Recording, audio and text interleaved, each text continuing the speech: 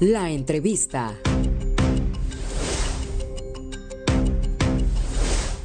Mauricio Toledo, vaya personaje, de verdad. Sandra Romandía, columnista del Universal, del Washington Post, escribió sobre este personaje. Hoy la tenemos aquí, la saludo con mucho gusto. Sandra, muy buenas tardes. Hola, muy buenas tardes, te saludo con gusto también a ti y a tu auditorio.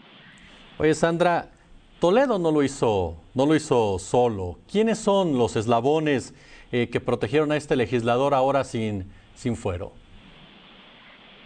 Sí, mira, lo que yo comentaba en esta columna que publico en el Universal, y supongo que a la que te refieres, es este círculo alrededor de este personaje, pues evidentemente siniestro, de quien ya se liberó pues una orden de aprehensión por enriquecimiento ilícito, que lo acompañó durante muchos años y en ese tiempo en el que no pudo haber actuado sin complicidad alguna. Según el reporteo que yo pude hacer, expedientes que pude consultar, fuentes con las que pude hablar, pues todo parecería pues apuntar a que al menos pues este hombre hoy perseguido por la justicia estuvo muy acompañado en su momento por personajes de la talla, digamos, desde Héctor Serrano, que fue secretario de gobierno con Miguel Ángel Mancera, del propio Miguel Ángel Mancera, entonces jefe de gobierno, y algunos otros personajes que él mismo fue acomodando, digamos, de manera estratégica en el camino, como quienes, por ejemplo, Valentín Maldonado, que fue el siguiente delegado de Coyoacán, incluso el actual alcalde electo de Coyoacán, que es Giovanni Gutiérrez, de quien ya se tiene, por cierto, una denuncia desde hace 2 días por parte de Morena, interpuesta ante la Fiscalía de la Ciudad de México, por conflictos de interés y por haber apoyado en algún momento también a Mauricio Toledo y tenerlo en la nómina de algunas de sus empresas. Entre otros personajes, por supuesto. O sea, un poco la reflexión a la que yo invito es, tendrían que indagarse estos eslabones, estos nombres alrededor, porque un criminal no puede hacerse multimillonario solo. Siempre hay a su alrededor cómplices o personas beneficiadas. Oye, Sandra, actualmente entonces Toledo sigue teniendo su brazo, su mano, su codo en la alcaldía de Coyoacán. Sí, evidentemente, él se ha formado, según lo que pues, he podido documentar a lo largo de estos años, ha formado su poder basándose como en tener estructuras de golpeadores y de operadores bastante rudos en toda esa zona, ¿no?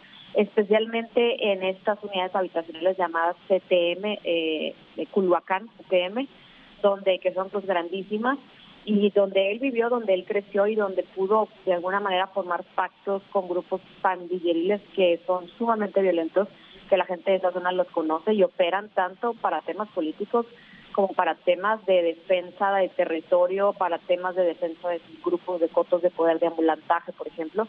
Incluso en algunos expedientes se señala por relaciones con el narcomenudeo, ¿no?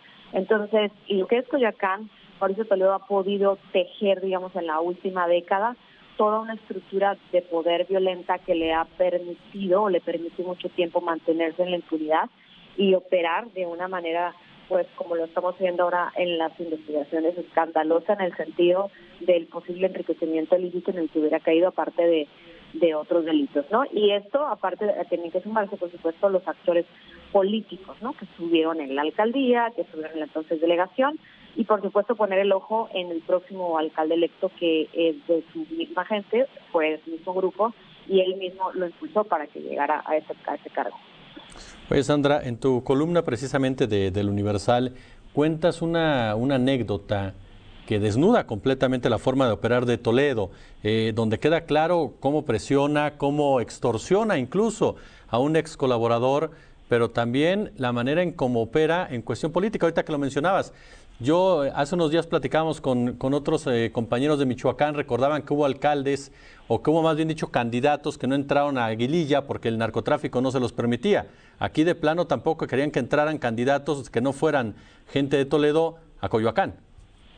Así es, pude hablar con algunos candidatos a alcaldes que me señalaron, de plano no pude, o sea, había puntos donde se me aparecía la pandilla gangsteril a decirme, este es territorio de Mauricio Toledo, si te das un paso más, tu vida está en peligro, aléjate.